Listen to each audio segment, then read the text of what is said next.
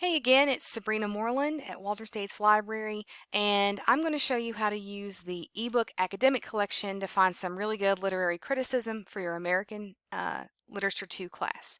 So back on that page of English databases, and just right here under the E's, we're going to click on the eBook academic collection.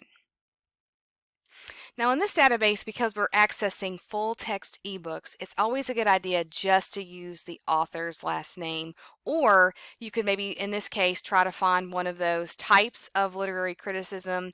You could look for a certain author of criticism. This is where we want to sort of be more broad in our searches. So I'm just going to start with Henry James, if I could spell and type Henry James, and I'm not going to put anything else in those boxes. And I get quite a few results. So I could continue to add. I could add The Turn of the Screw here as the novel I'm researching. I could put in one of those elements or terms I've been researching already, like death or paranoia. I could scroll down and expand the subjects, and I could click on American Fiction, History, and Criticism and just get 12 results. I could change this to just a certain language if I have multiple languages coming up. So lots of things we can change in this database to get what we need. One of the most important things to look for, though, is under all of these titles, we have subjects listed. And it's kind of, some of these are more specific than others, but we really needed to say literary criticism.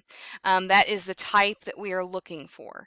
And the titles are important as well because we're not looking for his letters, right? Lots of results are about his letters or certain works in particular, but just keep looking through until something stands out to you, just like we've done in the other databases. So, gone down here quite a ways.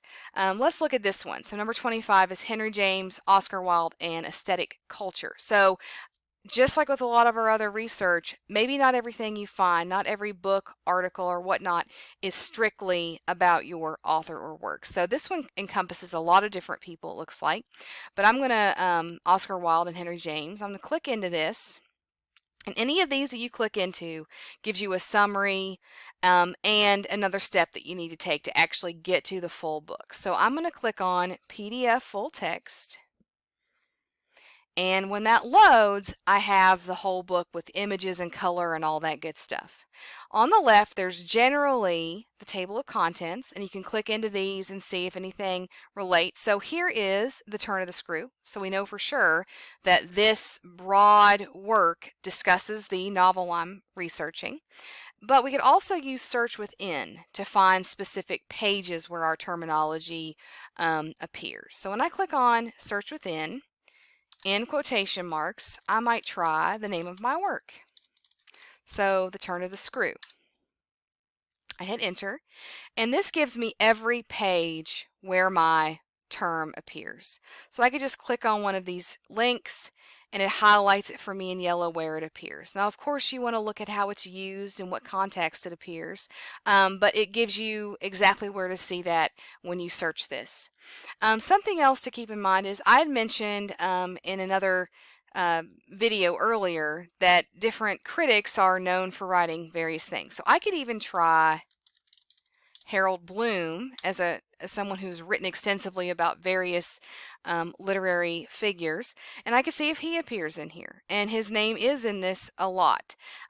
So he might just be a reference in the index. He might be a contributor. He's mentioned here. So just keeping all of these options open for searches and all the stuff that you do in your preliminary research to generate subjects and terms are all helpful as you go throughout this process. So that's how you locate certain pages. Now at the top, you can save certain pages, you can email certain pages, print certain pages, etc. You can never do the whole book because that would be a copyright violation. There's a permalink, so the same sort of attributes of the other databases appear in the ebook collection. And if you click on Cite, you will scroll down, this other little box sort of pops up. You just scroll down within that box to MLA. And here is the MLA citation you could copy and paste into your works cited page. With the knowledge, of course, you need to double check to make sure everything is written as it should be. So that's just a quick overview of the ebook academic collection. Really great for locating bigger pieces, more extensive pieces on your author or work. If you have any questions about this database or need any help, please reach out to me and I'll be happy to help. And thanks for listening.